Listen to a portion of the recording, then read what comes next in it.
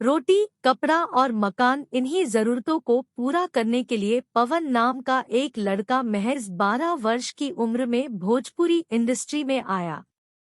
आज उसी पवन सिंह ने इंडस्ट्री में बादशाहत हासिल कर ली है। पावर स्टार पवन सिंह को आज कौन नहीं जानता। पवन सिंह की फिल्में और गाने सोशल मीडिया पर धूम मचाते हैं। शुरुआत के दिनों में पवन को कुछ खास कामयाबी नहीं मिली। एक के बाद एक कई एल्बम रिलीज हुए, लेकिन पवन को उनकी मेहनत का फल मिला साल 2004 में। 2004 में पवन सिंह का एल्बम खा गईले ओठलाली रिलीज हुआ। इस एल्बम ने यूपी बिहार के दर्शकों का दिल जीत लिया। एल्बम के हिट होते ही पवन के पास काम की लाइन लग गई, जिसके बाद सिंगर ने कांच कसैली और लॉलीपॉप लागेलू जैसे गानों को अपनी आवाज दी। जरूरतों को पूरा करने के लिए शुरू हुआ पवन का ये सफर लगातार नई ऊंचाइयां छू रहा है। आज पवन सिंह के पास कई लग्जरी कार, आलीशान बंगले और करोड़ों की जमीन है। आइए आज हम आपको पवन सिंह की शोहरत और करोड़ों की संपत्ति से रूबरू करवाते हैं। Filmic.in की रिपोर्ट के मुताबिक 36 साल के पवन सिंह तकरीबन 32 करोड़ 4.55 मिलियन डॉलर की संपत्ति के मालिक हैं।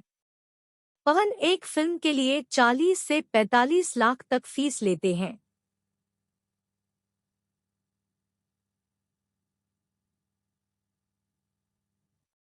यूं तो पवन के लगभग सारे ही गाने सुपरहिट साबित होते हैं, लेकिन आपको जानकर हैरानी होगी कि हर एक गाने को अपनी आवाज देने के लिए पवन 2 से 3 लाख तक फीस चार्ज करते हैं।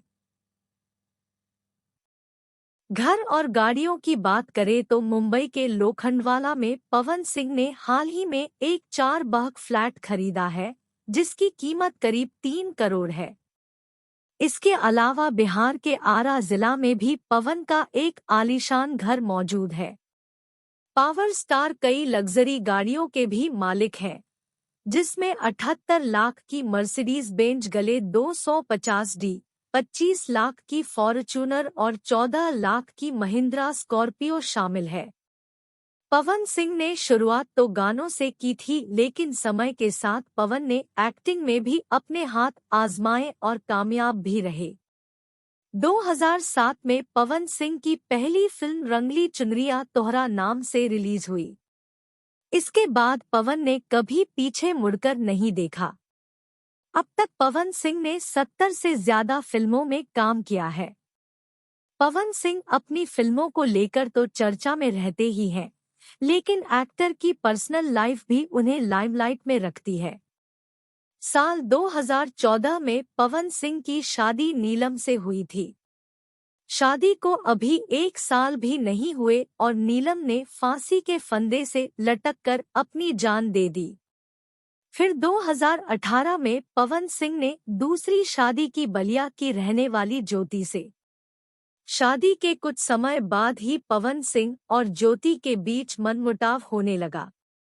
हालांकि अब पवन और ज्योति के बीच अनबन इतनी बढ़ गई कि दोनों ने अलग होने का फैसला ले लिया।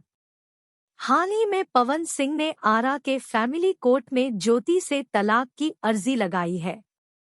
वहीं अगर पवन सिंह को मिले अवार्ड्स की बात करें तो उन्हें साल 2016 में अंतर्राष्ट्रीय भोजपुरी फिल्म पुरस्कार से बेस्ट मेल सिंगर का अवार्ड मिला, जिसके बाद साल 2017 में Dada Saheb Phalke film foundation award, सर्वश्रेष्ठ अभिनेता और सर्वश्रेष्ठ पुरुष गायक का भी अवार्ड पवन को मिला।